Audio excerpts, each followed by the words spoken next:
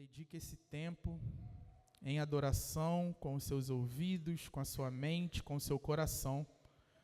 Que o Senhor possa nos tocar essa manhã através dessa palavra, com esse tema aí, em latim.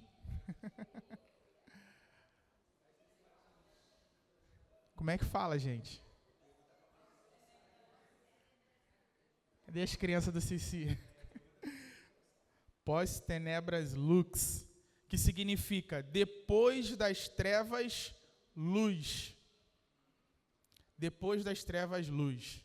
Como temos visto as mensagens ali para o povo de Israel, nesse início do livro de Isaías, elas não têm sido tão animadoras assim, né? A gente vê muita palavra de juízo, exortação. Então, assim, o povo de Israel, acredito, não estava com tantas expectativas assim, como nós entendemos por ler todo o contexto que eles poderiam estar, pelo menos naquele tempo. Mas, em meio às exortações e os males previstos pelo profeta Isaías, nós também encontramos consolo e esperança. Isaías, no capítulo 8, ele fala da invasão dos assírios. Então, a gente tem ali o nascimento do filho de Isaías. Não sei se vocês perceberam, quando vocês leram, se não, dá uma lida depois lá no capítulo 8. É bem interessante. A gente não vai falar do capítulo 8 hoje, mas só uma curiosidade, assim, quando ele fala do nascimento do filho do profeta Isaías, a esposa do profeta Isaías, ela é mencionada como profetisa. E aí eu pensei assim, será que ela era profetisa porque ela era esposa do profeta?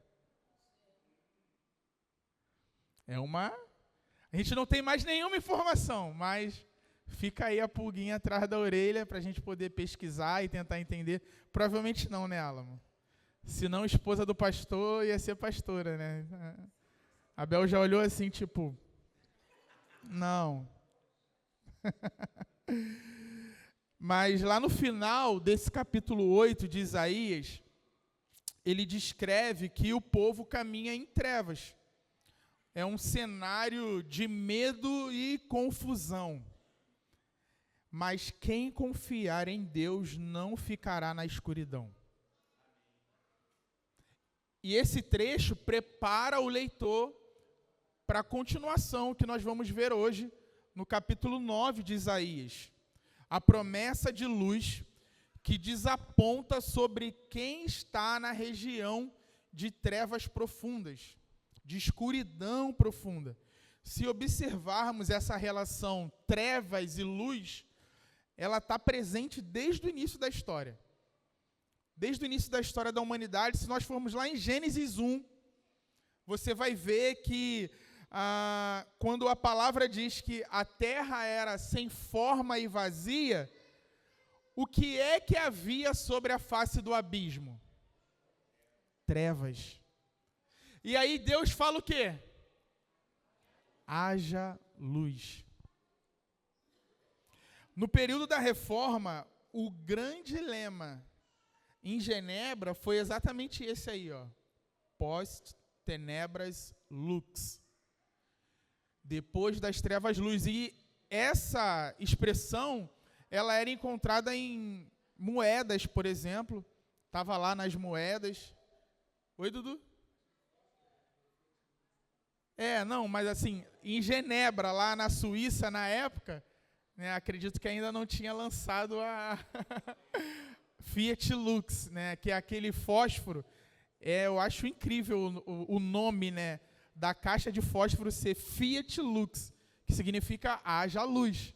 Quando você risca o fósforo, né, Fiat. Talvez muitas pessoas viram aquilo, mas não faziam ideia. É uma expressão em latim, né, que... Oi? Muito criativo, né? Bem pontual, assim, muito legal. E lá em Genebra, na Suíça, essa expressão era o lema deles, né? Post tenebras lux.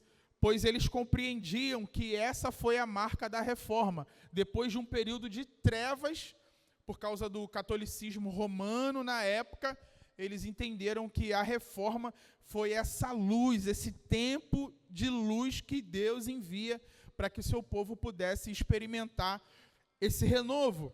E aí, na sequência da história, a gente tem um outro movimento que também fala sobre luz, que foi o iluminismo.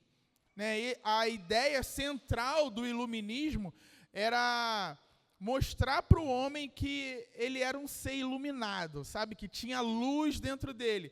Então, o movimento iluminista, ele lutava contra a ideia de Estado, ideia de religião, sabe? Tudo que pudesse vir para organizar ali, vamos dizer, exteriormente o povo, eles rejeitavam, dizendo que não, nós precisamos do que está dentro de nós. Immanuel Kant, um dos filósofos ali dessa época, ele falava que o tempo do iluminismo era o tempo onde o homem ele estava saindo do seu tempo de imaturidade. E agora sim, a humanidade ela estava alcançando a maioridade, a maturidade. Então, o iluminismo valorizava muito esse aspecto interior do homem. É o homem alcançando a luz, que é o contrário do que a Bíblia diz, que é o contrário do que a Bíblia nos aponta. E um teólogo que viveu nessa época e combateu muito essas ideias foi Jonathan Edwards. E tem um sermão muito famoso do Jonathan Edwards, que é intitulado Uma Luz Divina e Sobrenatural. O que Jonathan Edwards diz nesse sermão, e é importante dentro disso tudo, é que os homens que não recebem essa luz divina e sobrenatural, eles entendem algumas coisas sobre espiritualidade, eles conseguem entender algumas coisas por aí, mas isso é por causa da graça de Deus derramada ao mundo. A gente chama isso de graça comum. É aquela ideia de que as pessoas elas não podem, por si mesmas, conhecer as profundezas daquilo que o Senhor revela para nós mediante a sua palavra. Mas por causa dessa graça comum, algumas pessoas na sociedade, volta e meia, vai dar uma bola dentro, vai acertar alguma coisa. E aí a gente vai olhar assim e vai falar, pô, esse cara tem razão. Mas não é por causa de uma iluminação interior, mas é por causa dessa graça comum derramada sobre todos os homens, que proporciona que algumas pessoas, volta e meia, dê uma bola dentro. Então, aquilo que ele consegue conceber da verdade bíblica é estritamente limitado. Sabe, volta e meia vai ter uma luz ali, graça comum. Então, isso nos leva ao entendimento que nós precisamos que uma luz venha e nos atinja. Essa luz é Deus, é o conhecimento de Deus, é a revelação que Deus pode nos proporcionar para que a gente tenha percepção da excelência divina revelada na palavra. Por isso que quando nós vamos meditar na palavra, nós oramos por revelação, por sabedoria, para que o Senhor abra os nossos corações, para que Ele ilumine a nossa mente e a gente possa, assim, compreender o que Ele comunica através da sua palavra. Amém, gente? É isso que Jonathan Edwards fala nesse sermão. E por que isso é importante? O iluminismo e muitos pensadores em nossos dias acreditam nessa ideia de existir luz nos homens. Quantas pessoas aqui talvez não já receberam ou ouviram alguém declarar que, nossa, você é uma pessoa iluminada? Às vezes você vê uma mensagem de parabéns assim no Facebook para uma outra pessoa, a pessoa só faz besteira na vida, mas no parabéns dela está lá assim, continue iluminando todos à sua volta. Aí você olha assim e fala, meu Deus. Mas essa ideia está revelando que a sociedade acredita que é possível os seres humanos serem dotados dessa luz interior de que, de alguma forma, manifesta bondade e revela aquilo que Deus é para o mundo. Mas isso é uma mentira, e é isso que Jonathan Edwards ele está dizendo nesse sermão. Ele está falando, não, naturalmente dentro de nós só trevas. A luz precisa vir de fora. Se ela não nos atingir, nós não teremos percepção das coisas do Senhor.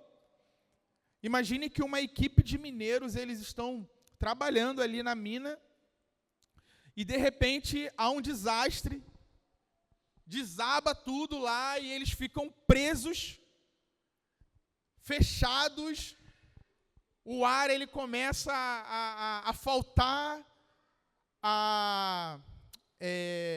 o desespero começa a bater, eles começam a ficar muito preocupados, o único barulho que eles conseguem ouvir é de pedrinhas caindo, não tem nenhuma iluminação, tudo escuro, sem esperança alguma. O que essas pessoas precisam? Que uma luz invada aquele lugar e dê para eles essa sensação de esperança. Eles só vão acreditar na ideia de que poderão ser salvos se eles conseguirem ver uma luz invadindo aquele lugar. Essa luz para eles vai significar salvação. É preciso que venha uma luz de fora e os salve. Nesse momento, iluminação interior não serve de nada. Nesse momento de escuridão, de desespero, de aflição, iluminação filosófica não serve de nada. Eles precisam que venha uma luz de fora. Eles precisam de uma intervenção. E é isso que a humanidade precisa. E muitas vezes ela não entende e por isso não busca no lugar certo. Precisamos de uma intervenção divina, precisamos de uma luz que venha de fora. Essa luz não vem de dentro de nós. Amém, gente? Está fazendo sentido isso para vocês? É sobre isso que Isaías vai profetizar no capítulo 9, que nós abordaremos essa manhã. Hoje a gente tem o clímax daquilo que Isaías começa lá no capítulo 7, e ele vem desenvolvendo, Acais fazendo alianças políticas, né? Ao invés de confiar em Deus, ele prefere confiar nos homens. Então Isaías faz o quê? Ele confronta Acais, com palavras de juízo e destruição vindo sobre o povo. Olha como termina o capítulo 8. Ele fala assim, 8, versículo 22. Olharão para a terra e eis aí angústia, escuridão e sombras de ansiedade, e serão lançados em densas trevas. E aí no capítulo 9 nós temos uma reviravolta, ou pelo menos um prenúncio, boas novas, evangelho, do desespero das trevas para a esperança da luz que viria. Vamos ler então Isaías capítulo 9, do versículo 1 ao 7, é a porção que nós vamos aprofundar e explorar um pouco mais essa manhã.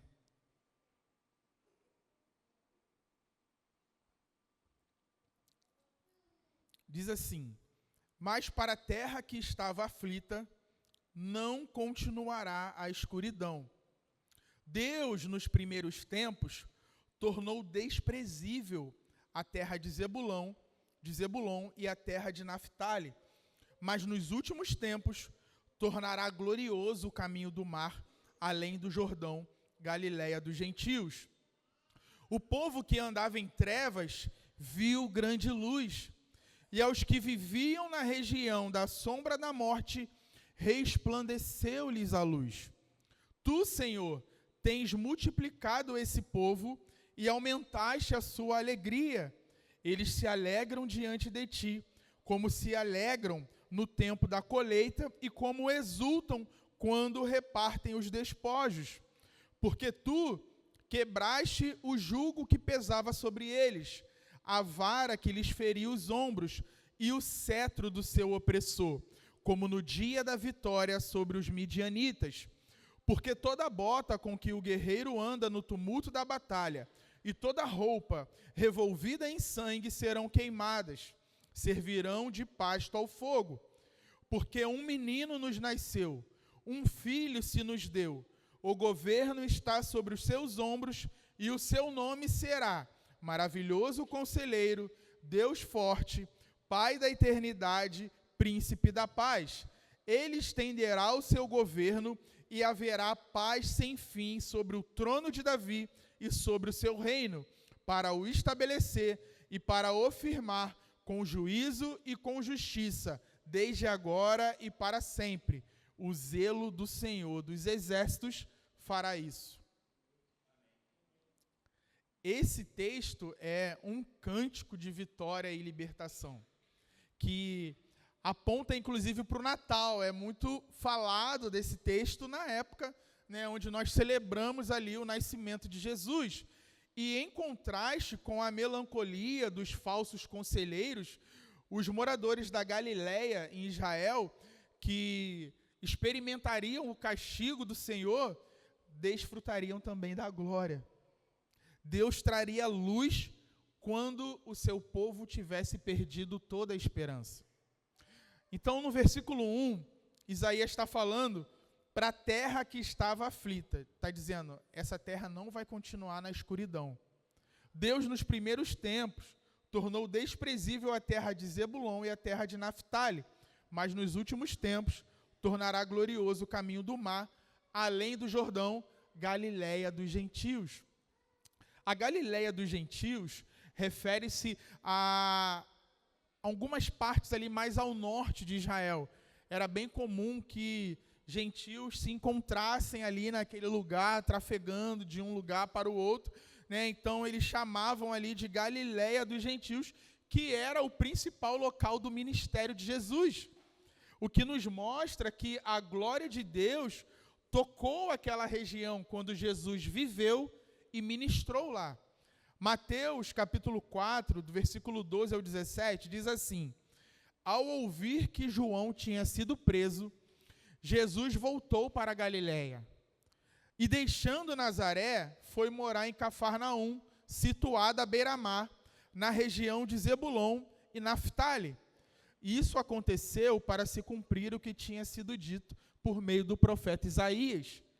Terra de Zebulon, terra de Naftali, caminho do mar. Então ele vai repetir essas palavras.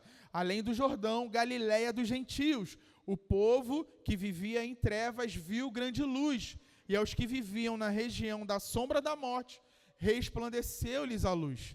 Daí em diante, Jesus começou a pregar e a dizer: arrependam-se, porque está próximo o reino dos céus.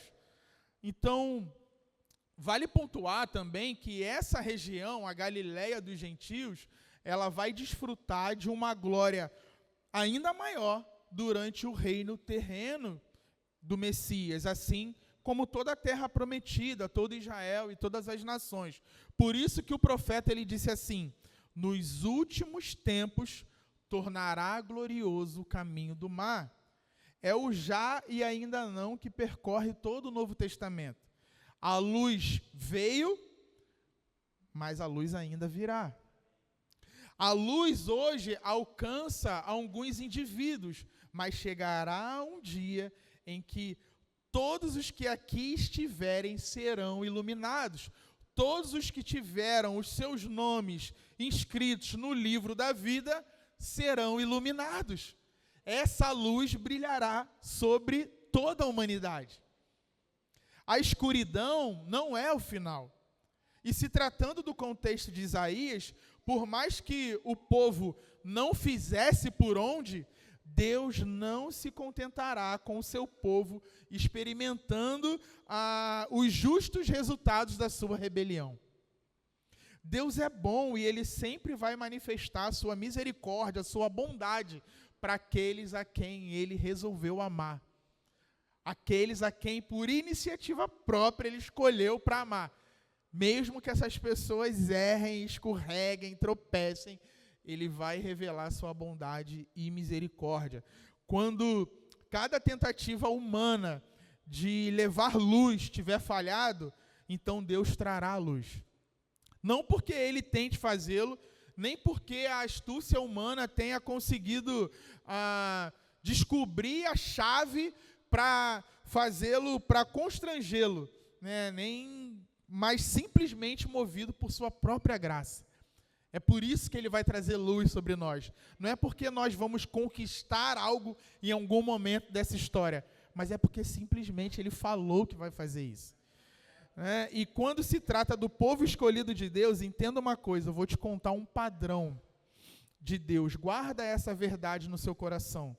Deus nunca permite uma humilhação para a qual não exista uma exaltação planejada correspondente. Entendeu isso? Vou repetir. Deus nunca permite uma humilhação para a qual não exista uma exaltação planejada correspondente. Se ele humilha, se ele permite a humilhação de quem ele ama, não é para essa pessoa morrer nesse lugar. É para que no final ela seja exaltada. Não é assim que a palavra diz? Os humilhados serão exaltados. Mas não é muitas vezes aquela humilhação que as pessoas costumam achar, né? Ai, meu chefe está me humilhando, mas Deus vai me exaltar. São os humilhados por causa do evangelho, por causa das perseguições, por causa daquilo que Ele mesmo permite a nós para o nosso crescimento, para a nossa maturidade, para o nosso desenvolvimento. Então, quando é produzida por Deus, não é para a nossa morte. É para o nosso crescimento, é para o nosso amadurecimento. Então, se Deus te escolheu e permite que a humilhação te alcance, espera. Jó não nos deixa mentir. Muito menos o próprio Cristo e os apóstolos. Amém? Quem quer ser humilhado desse jeito, gente?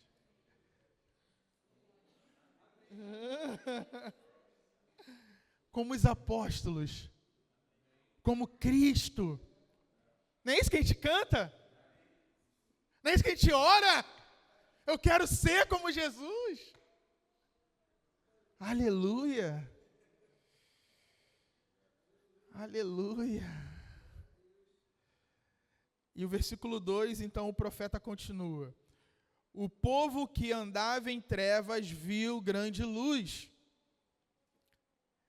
Preste atenção nisso.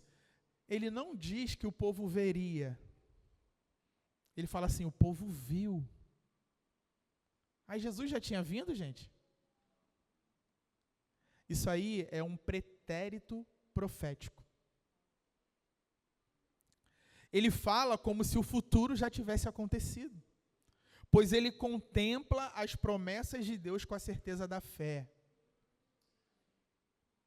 Paulo faz isso lá em Romanos 8, não sei se vocês lembram, lá em Romanos 8, versículo 30, que ele fala, e aos que predestinou, a esses também chamou, né, no passado. E aos que chamou, a esses também justificou. E aos que justificou, a esses também glorificou. E nós já fomos glorificados? Mas ele fala como se isso já tivesse acontecido. Isso que é profecia de verdade, gente. É tão certo que as palavras são proferidas no passado, como se já fosse realidade passada. Isso é profecia. Diferente daquilo que os médiuns, os magos, eles estavam realizando ali naquele tempo, Isaías profetiza de maneira convicta sobre algo tão certo como o sol que nascerá amanhã, mesmo que as nuvens nos impeçam de contemplá-lo. Ele pode dizer, ele estará lá. Mesmo que a escuridão naquele tempo pudesse atrapalhar a visão dos ouvintes do profeta Isaías, mas ele podia afirmar com a certeza da fé, essa luz vai brilhar. Diferente, né, daquilo que muitas vezes as pessoas hoje encaram como profecia. Querem saber muito sobre o presente, a porta, a chave. Ajuda-os, Senhor. A própria região onde os exércitos assírios trouxeram a escuridão, a perseguição, a tribulação, a morte seria a primeira a se alegrar com a luz trazida pela pregação de Cristo. Paulo, mais uma vez citando, 2 aos Coríntios 4:6, fala assim: porque Deus que disse, das trevas resplandeça a luz, Ele mesmo resplandeceu em nosso coração para a iluminação do conhecimento da glória de Deus na face de Jesus Cristo. E observem, o hiato, o intervalo entre os versículos 2 e 3 já dura 2000 anos, ou mais de 2000 anos. Por quê? Porque o versículo 2 está falando da primeira vinda, e o versículo 3 fala da segunda vinda. Vamos ler. Tu, Senhor, tens multiplicado este povo, e aumentaste a sua alegria. Eles se alegram diante de ti, como se alegram no tempo da colheita, e como exultam quando repartem os despojos. Então Deus, Ele revelaria a sua presença ao seu povo, e o resultado dessa revelação de Deus seria crescimento nacional e abundância, realmente todo tipo de alegria, pois se trata do Senhor definitivamente no meio do seu povo. Inclusive, esse é o real motivo da alegria do povo, Emanuel, Deus conosco. Isso ainda não aconteceu para Israel. Vocês conseguem entender? Que esse crescimento nacional, essa multiplicação de alegria, é algo que ainda vai acontecer. E eles estão esperando, de fato, o Deus conosco para sempre. Sem Jesus, trevas, tristeza. Com Jesus, luz, alegria. É esse contraste que o profeta está apontando para nós. Será que nós conseguimos capturar a alegria, quando nós lemos aqui falando que a alegria deles será multiplicada? Será que nós conseguimos capturar a explosão de alegria que está acontecendo nesse momento? Quando nós lemos assim, será que vem no nosso coração assim, a gente lê, porque muitas vezes nós lemos assim, aquela leitura corrida, a alegria. Gente, mas é a alegria. É a alegria de ter Jesus no meio do povo. Imagina aquele grito de gol, quando seu time faz uma virada ali aos 49 do segundo tempo.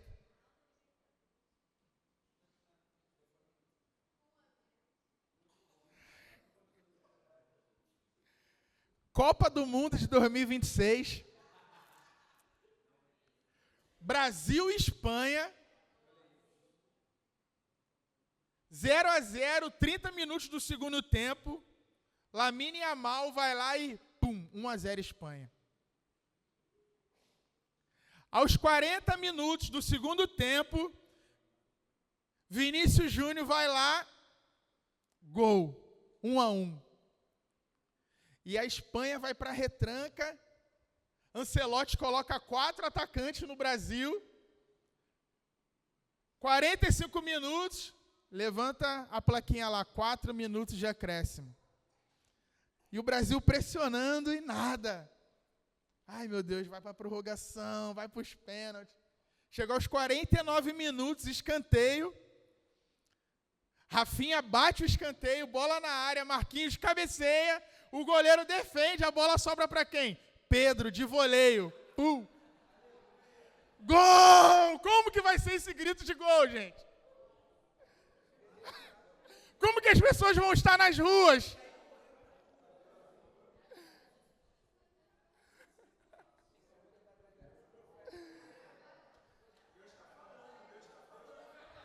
Ouve a nossa oração, Senhor. Como que vai ser esse grito de gol? Consegue entender? Por isso que Isaías, ele não tinha o futebol para usar como exemplo. Aí ele usa o quê? Ele usa o tempo da colheita. Ele usa o povo repartindo despojos na guerra. Ele quer que as pessoas entendam o tamanho dessa alegria. O tempo de colheita representava muito para eles. Uma colheita ruim significava passar fome, não conseguir vender aquilo que permitia com que o povo tivesse recursos para investir no sustento da sua família. Então, tempo de colheita era tempo de alegria. Eles cantavam músicas enquanto estavam lá, colhendo e se alegrando. Quando eles ganhavam uma guerra, quando tinha essa vitória, no momento onde eles iam lá repartir os bens dos seus inimigos, eles se alegravam. Vencemos! E aí muitas propriedades e bens daquela localidade, eles iam dividindo e as pessoas voltando para as suas casas felizes, alegres. Era isso que Isaías tinha como exemplo naqueles dias, para dizer assim: o povo vai se alegrar. E o povo vai se alegrar com força. Muito! Agora repara aí na sua Bíblia que a partir do versículo 4, nós temos uma sequência de porquês, iniciando cada versículo. Versículo 4, versículo 5 e versículo 6. O profeta disse que a alegria do povo multiplicaria, certo? Agora então, nessa sequência, ele vai dizer o motivo. Por que o povo teria tanta alegria assim no futuro? E aí no versículo 4 ele fala: porque tu quebraste o jugo que pesava sobre eles, a vara que lhes feria os ombros e o cetro do seu opressor, como no dia da vitória sobre os midianitas. Então, os assírios, eles imporiam um jugo aos israelitas, mas Deus quebraria esse jugo. Deus os libertaria de seus inimigos, principalmente inimigos físicos, mas também inimigos espirituais. E jugo sobre o povo de Deus e sobre o mundo, gente, é o que não falta nos nossos dias. São muitos os dilemas e desafios que pesam sobre as nossas vidas, tanto como indivíduos, quanto nação também. Então, o primeiro porquê tem a ver com livramento. Alegria pela libertação do jugo. E aí, na sequência, tem mais um porquê, versículo 5. Porque toda a bota com que o guerreiro anda no tumulto da batalha e toda a roupa revolvida em sangue serão queimadas, servirão de pasto ao fogo. Então, o segundo porquê se trata de fim da guerra. Acabou a guerra. Deus não apenas daria vitória a Israel, mas faria com que as guerras parassem. Seu povo colheria os frutos de uma vitória passada, ou seja, a vitória do seu Messias. Jesus é a expressão final da verdade de que realmente Deus está conosco. Emanuel. Não para a nossa destruição, mas para a nossa redenção. E o fim da guerra depende da vinda de uma pessoa real. E assim nós chegamos no terceiro porquê. Versículo 6. Porque um menino nos nasceu, um filho se nos deu. Então, o terceiro porquê é o Messias vindo para o seu povo. Ele apareceria como uma criança. Gente, isso aqui é enfático no texto hebraico. Se trata de uma criança, se trata de um bebê, um menino. Ele não seria apenas Deus vindo à terra, mas Deus nascido na terra, tanto humano quanto divino. E isso é simplesmente um absurdo. É uma afronta para a audiência de Isaías. Deus, ele não derrotaria os inimigos de Israel usando exércitos maiores e mais poderosos, mas através da influência de uma criança ao nascer. A criança nascida aponta para a sua humanidade. E o Filho dado aponta para a sua divindade. Quando o profeta chega ao cerne do significado do livramento, que é o bebê nascendo, de repente um menino se põe diante de nós. Deus é bastante forte para vencer os seus inimigos, tornando-se vulnerável, tornando-se transparente e humilde. Consegue entender essa loucura? E aí ele continua dizendo: o governo está sobre os seus ombros, e o seu nome será Maravilhoso Conselheiro, Deus Forte, Pai da Eternidade, Príncipe da Paz. Esses não são nomes comuns, ainda mais para uma criança. Isaías, inspirado pelo Espírito, ele está confrontando o povo ao dizer que os nomes representarão a realidade escatológica de Deus habitando entre os homens. E sobre ser, coloca o versículo para mim, por favor. Um maravilhoso conselheiro, repare ali, gente, não tem vírgula, tá?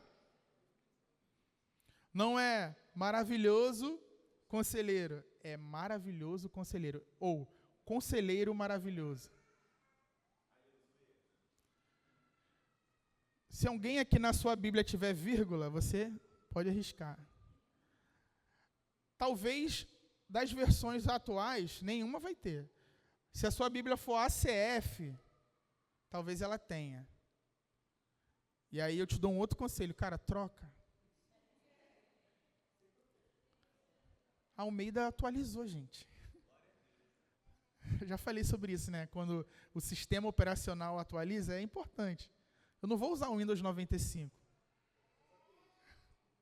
Aleluia.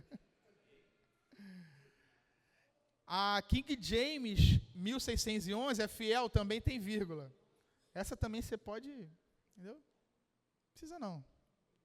Tem melhores aí. Glória a Deus pelos tradutores bíblicos antigos. Muito obrigado. A Bíblia chegou até nós. Não desprezamos esse trabalho, mas ela foi atualizada. Você pode usar dos recursos que estão disponíveis aí para você. A CF tem vírgula, né? Eu vi.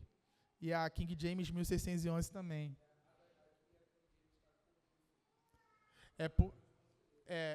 Essa é atualizada, é a KJA. A King James fiel, a KJF, essa também tem vírgula. Enfim, o estudo, ele nos dá esse benefício, né, de nós compreendermos ao longo do tempo que existem coisas que fazem mais sentido ali no hebraico, no contexto, e por que Jesus deveria se revelar como um maravilhoso conselheiro. Nós podemos ver que, ao longo, especialmente da primeira parte do livro de Isaías, a loucura da sabedoria humana ela é ridicularizada. Difícil, né? Trava-língua. Porque, geralmente, faltava essa sabedoria espiritual nos homens ali que manifestavam, né, as suas opiniões. Então, essa sabedoria ela está sendo menosprezada. Quem lembra de Isaías 5:21? Ele falou assim, ó: ai dos que são sábios aos seus próprios olhos e inteligentes em seu próprio conceito. Ser um maravilhoso conselheiro seria motivo de espanto para os homens. E espanto no sentido bom e no sentido ruim. Quer ver um exemplo? Lembra daquela passagem que Jesus ele é desafiado pelos seus inimigos sobre a questão dos impostos? Era uma briga política que estava acontecendo ali. Briga política, gente. Sim, já tinha briga política naquela época. Então, eles questionaram Jesus. Então, Jesus, é lícito pagar tributo a César? Um lado dizia assim, é claro que sim.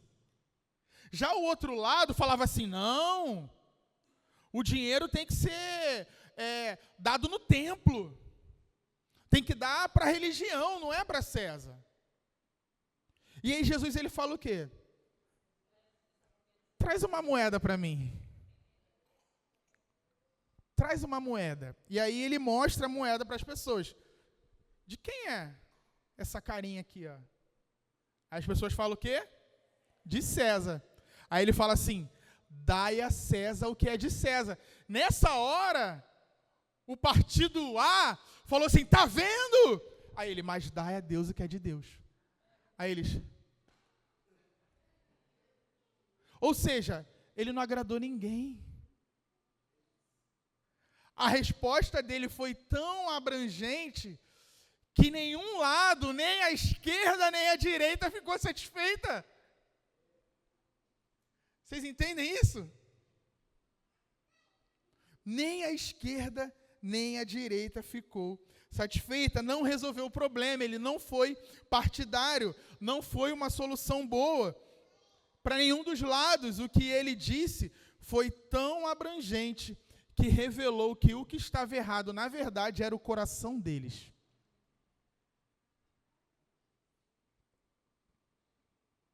Na sua vinda, Jesus ele se revelaria como um maravilhoso conselheiro, ao explicar na prática ideias que humanamente eram impossíveis de conceber.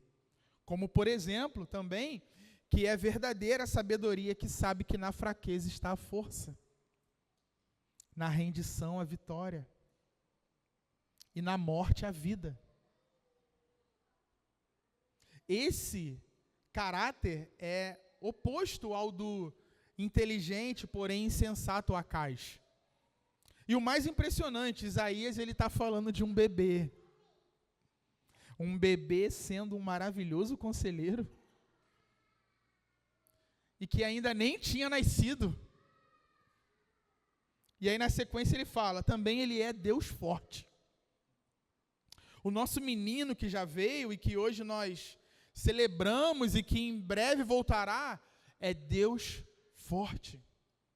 Esse rei, ele terá sobre si o genuíno poder de Deus, poder tão imenso que pode absorver todo o mal, o qual possa ser lançado sobre alguma pessoa ou sobre ele, até que se esgote todas as possibilidades e nenhum mal deixe de ser lançado sobre ele.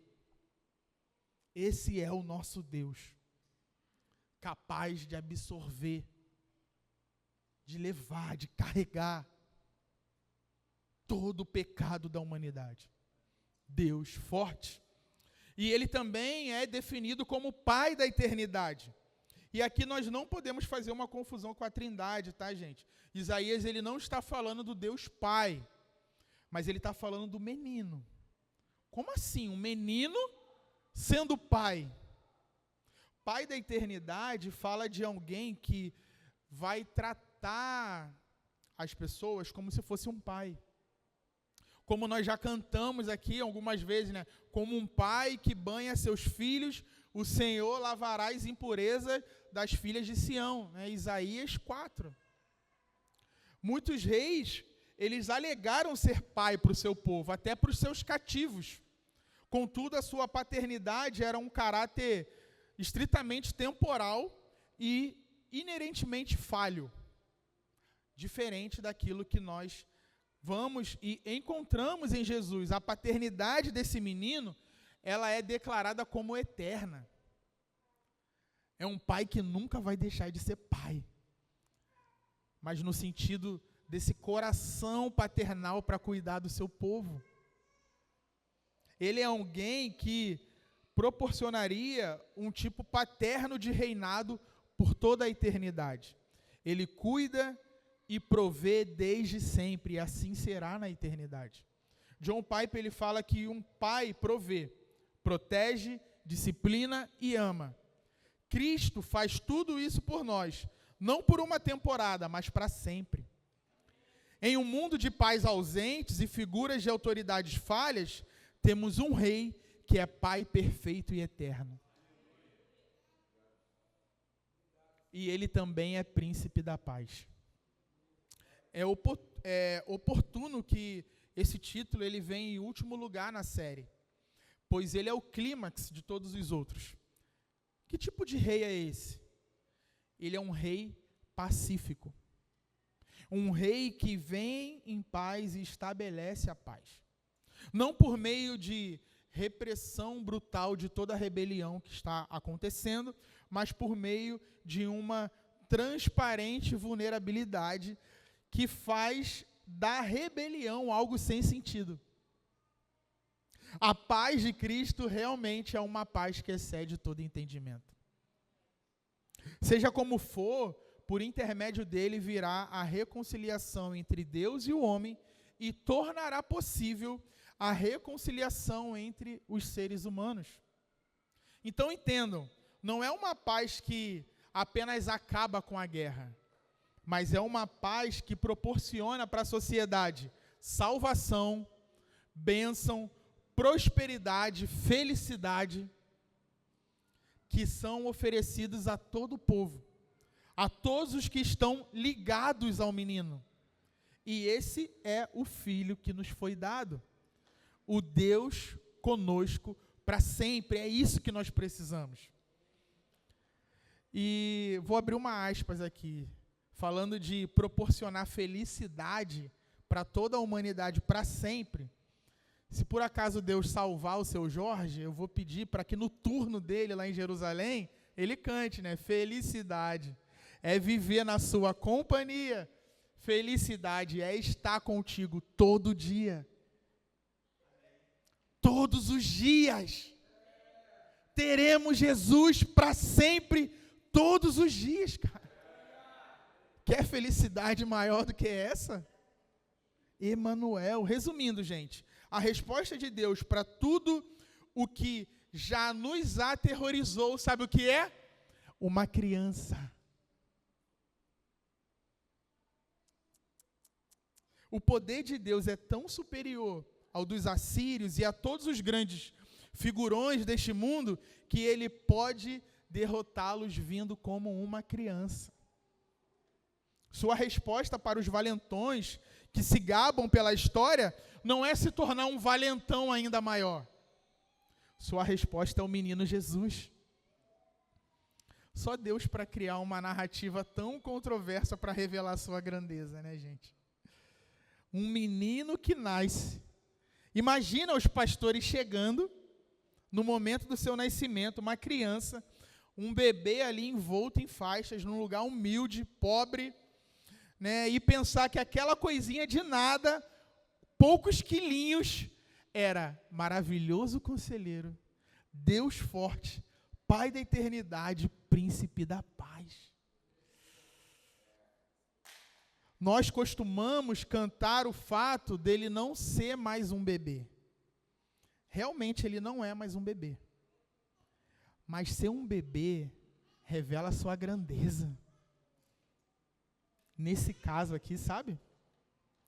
Não é um aspecto que precisa ser depreciado, porque às vezes a gente canta e pela empolgação do momento, talvez no seu coração, pode te levar a depreciar o fato dele um dia ter sido um bebê.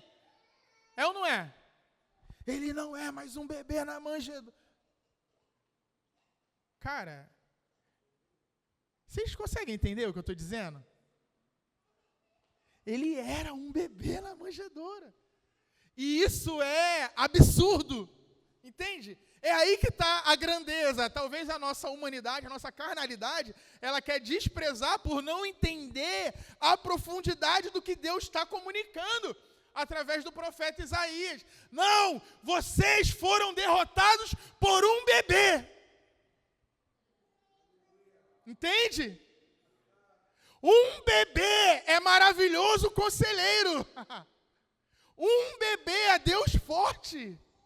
Um bebê é Pai da eternidade. Um bebê. Vocês se acham fortes?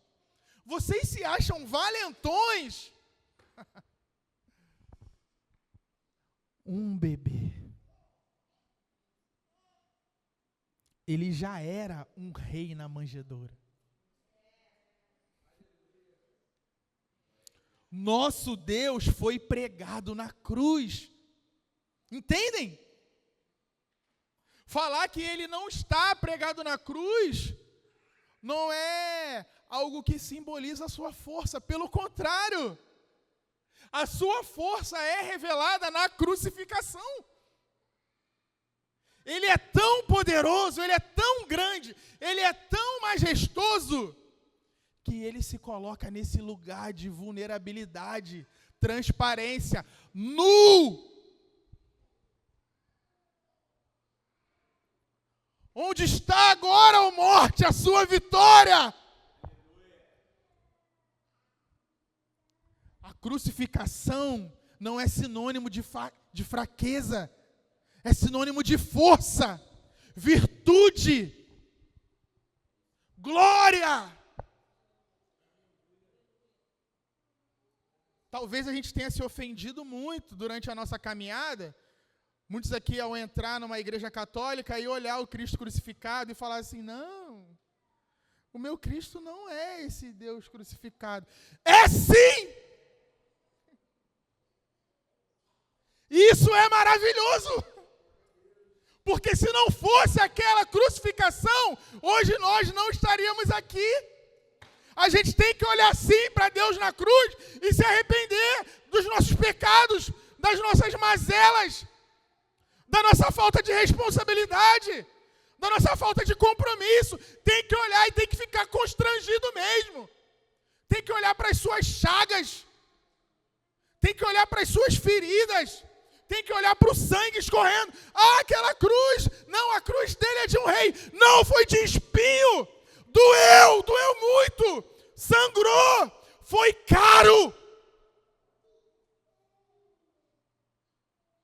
Para você não ser um apático, talvez, olhando para aquela cena, ficar confrontado, constrangido, com vergonha. O que eu estou fazendo da minha vida? Esse, perfeito, sem pecado, cheio de amor, Deus, veio como um menino, nasceu no meio de um monte de sujeira, um lugar humilde, um lugar pobre. Ele se humilhou, cara. E não foi pouco, não, foi muito. E que resposta nós estamos dando para esse Deus forte?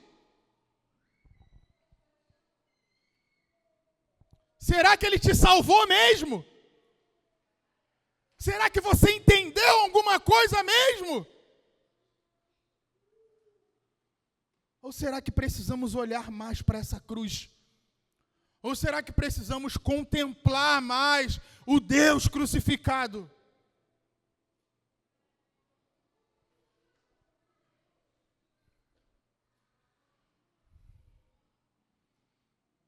Leva-nos a arrependimento essa manhã, Senhor. O Senhor é digno. O Senhor é digno da nossa entrega. O Senhor é digno da nossa entrega. Esse é o nosso Deus. Um Deus bebê é um escândalo que revela fé. Não tem outra explicação.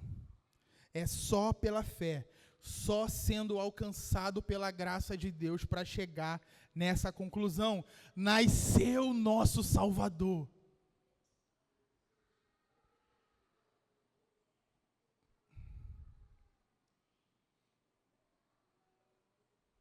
Imagine aqueles pastores anunciando, pregando o Evangelho e falando assim, aqui ó, o nosso Salvador.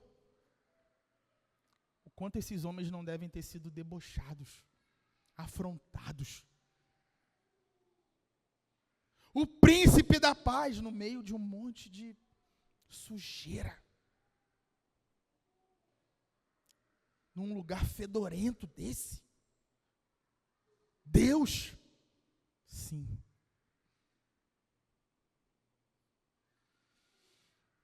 Loucura, meus irmãos. Judeus vão dizer que essa palavra se cumpre em Ezequias. E alguns cristãos vão dizer que ela se cumpriu em Jesus para a igreja. De fato, ela se cumpriu. Porém, nós compreendemos que essa palavra inicialmente ela é para os judeus. Então ela teve sim seu cumprimento parcial na primeira vinda de Jesus, no menino Jesus, mas esse menino que nasceu voltará para que o cumprimento seja completado. E eu acredito que em nenhum outro momento da história mundial recente seja tão apropriado nós falarmos sobre a importância de vir ao mundo um príncipe da paz. No tempo em que o antissemitismo cresce absurdamente, é importante lembrarmos que o nosso Salvador é o maior judeu da história. É o maior judeu que esse mundo já viu. Ele tem carne judaica. Aquele que foi levantado aos céus e está agora mesmo à destra do Pai é carne judaica. E aí no versículo 7 nós temos a fiança, que tudo o que foi dito vai ser cumprido. Ele estenderá o seu governo e haverá paz sem fim sobre o trono de Davi e sobre o seu reino, para o estabelecer e para o firmar com juízo e com justiça, desde agora e para sempre. O zelo do Senhor dos Exércitos fará isso. Então, uma vez mais, torna-se evidente que Isaías tem em mente uma figura escatológica. Esse menino não será um rei entre os reis de Israel. Ao contrário, ele será o rei final que porá fim a todos os reis. Este que virá seria o rei final, cujo reinado resultaria em um aumento da paz para sempre.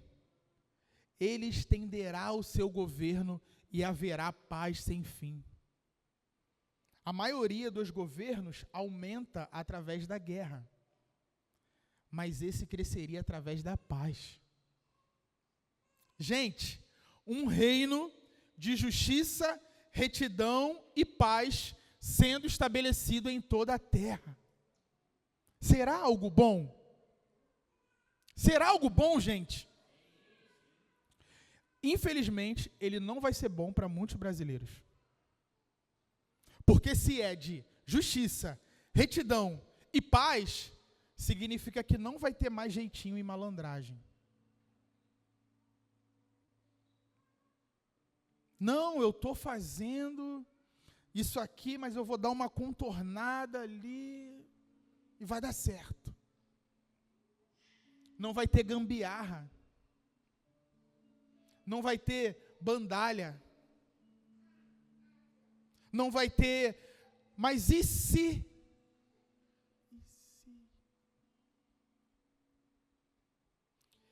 Metido a esperto fica de fora. Temos falado, a hora de se arrepender é agora. Amanhã será tarde demais. E por que nós podemos acreditar que tudo isso que foi profetizado por Isaías vai acontecer? Por que nós podemos acreditar nisso? Olha o final lá, ó. O zelo do Senhor dos Exércitos fará isso. O fato que o zelo do Senhor dos Exércitos fará isso é a nossa garantia final. A salvação e o estabelecimento do reino não depende da nossa força. Não depende da nossa política, não depende da nossa bondade. Dependem do zelo ardente de Deus por sua própria glória e pelo bem do seu povo. O zelo do Senhor fará isso pode ser traduzido por o amor passional de Deus pelo seu próprio nome nos assegura que tudo que foi profetizado por Isaías irá acontecer. Ou o ciúme extremo que Yahweh tem pelo seu próprio nome, eu sou, é que é a fiança de que isso de fato acontecerá.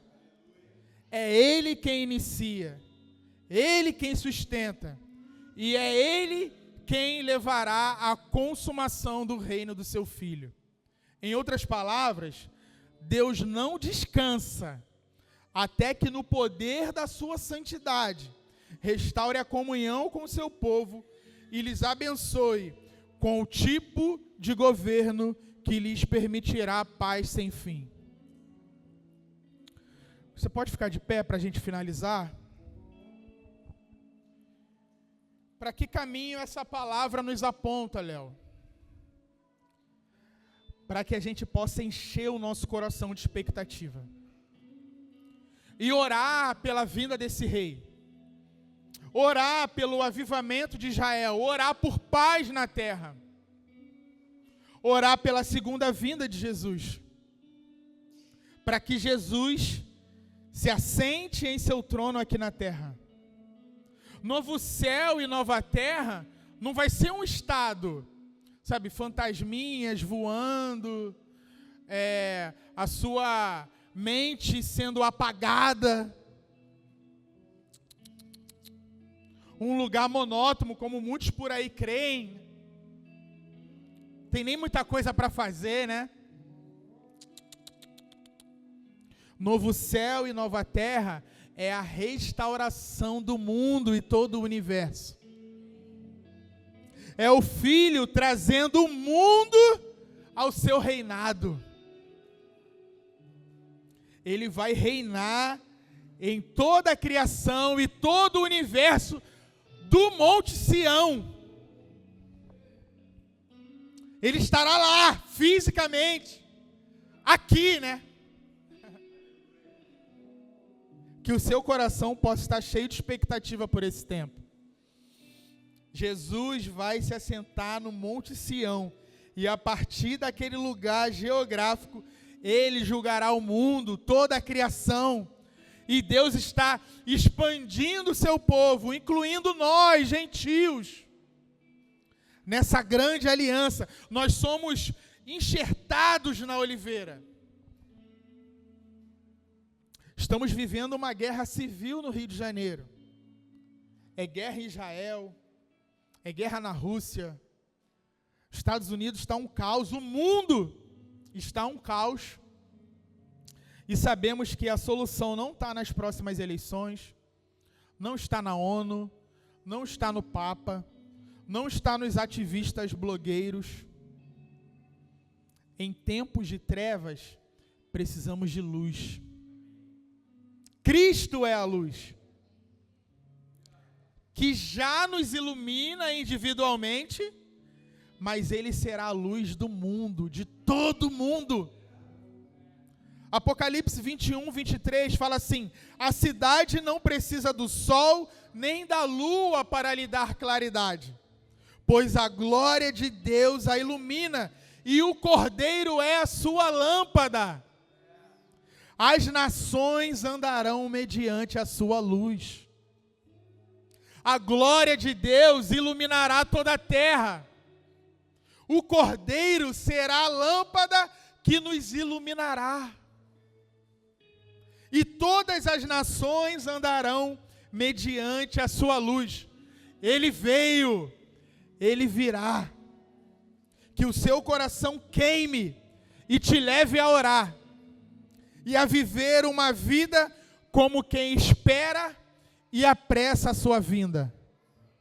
Maranata.